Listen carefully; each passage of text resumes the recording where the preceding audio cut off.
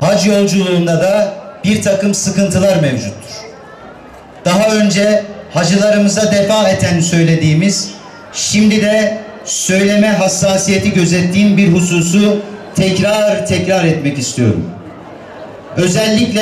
Özellikle hasta olan hacı adaylarımız, lütfen ilaçlarını yanlarındaki sırt çantasına koysunlar.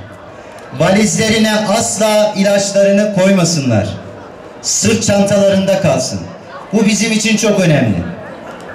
İkincisi şu. Zaten hocalarımız size söyleyecek.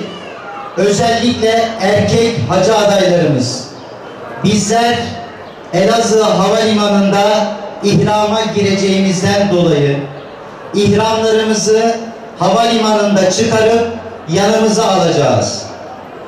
İhramlarımızı asla valizle birlikte uçağa vermeyeceğiz. Kıymetli hacı adaylarımız, uçuşumuz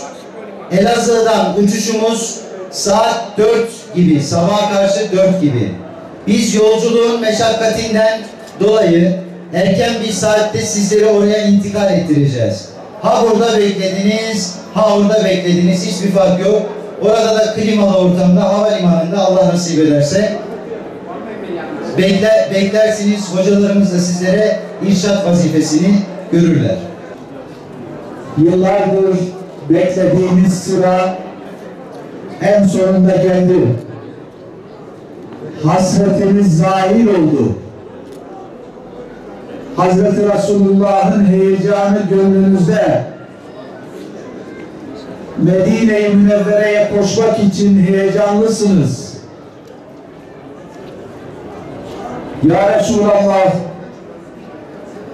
günahımla, hatalarımla senin ümmetin olarak ben buraya geldim. Beni ümmetliğe kabul eyle ya Resulallah deme heyecanı içerisinde kurallarınız çıktı. Kiminiz 10 sene, kiminiz 11 sene beklediniz.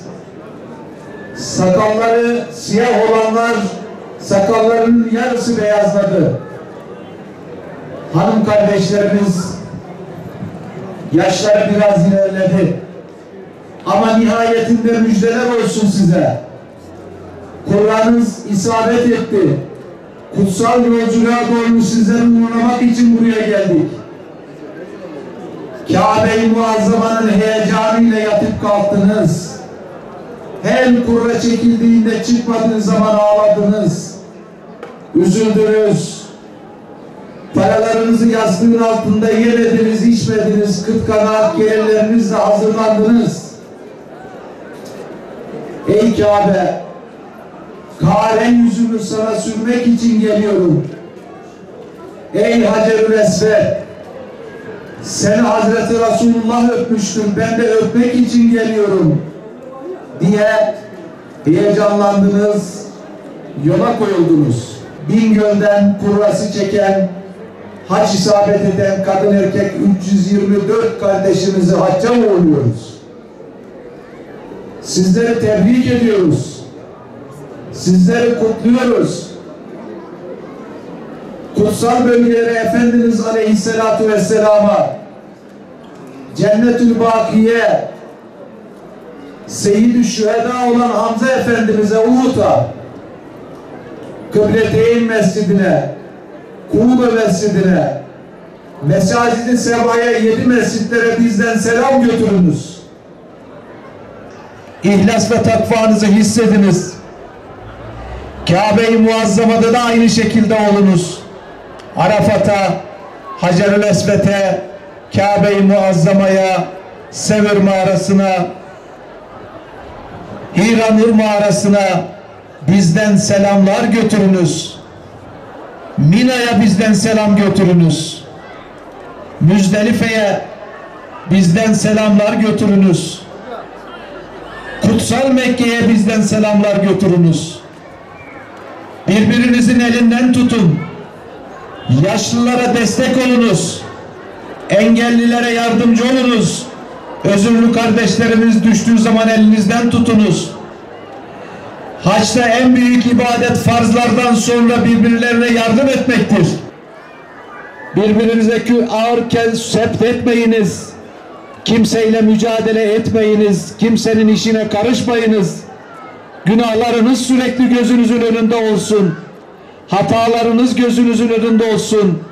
Orası her zaman buradan kendi mahallemiz gibi gideceğimiz bir yer değil.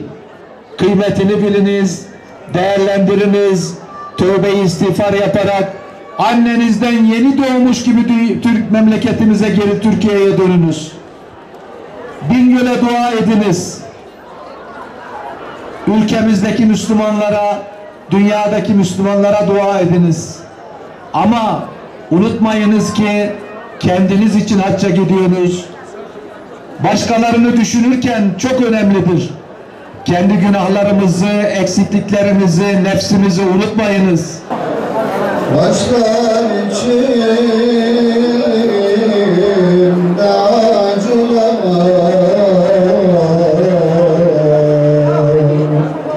gözler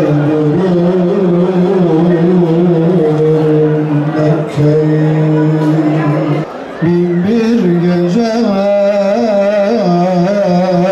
gizem orada, Kabe orada, Zemzem orada, bin bir gece gizem orada, gönüllere şifa orada.